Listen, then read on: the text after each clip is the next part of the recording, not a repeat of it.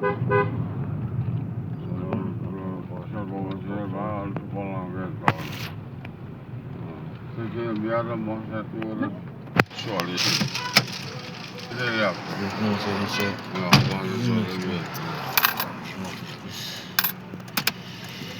Araban karanı yerimize de orada oldum ya. Arkadaşım bana oldu. İşte burada biz. Sentri oluyoruz. Orada olmaktan sonra mutfağıca. Orada sonraki falan.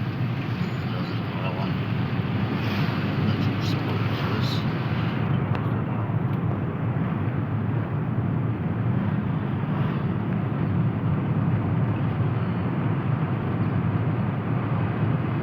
Bak kaç sene bence de bu.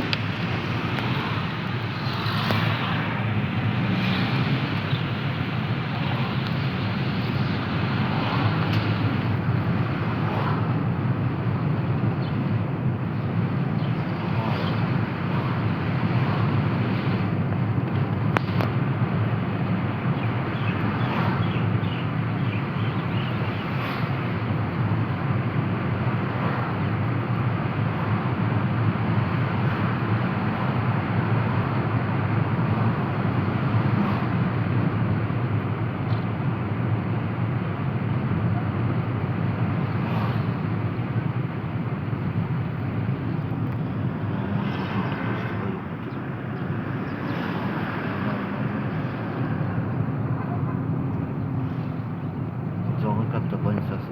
Araban. Banisası. Zorlu. Çok bozuldu. Motorla kaldı.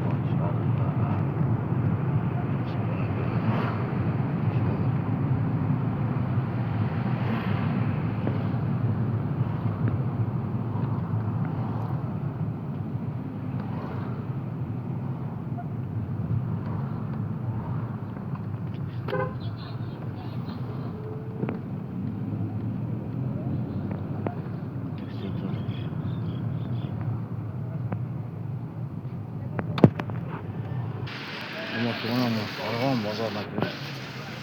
Araban pazarına gidiyor.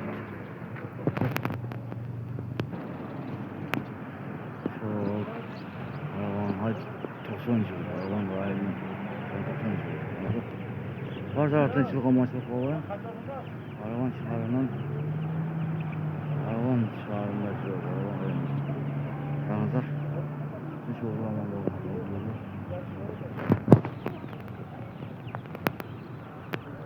Motorun kanalda çözüle varken 80 sonunda. 80 sonunda kanalda mı? Çözüle varken 80 sonunda. Hiç uğramam oldu. Selamünaleyküm.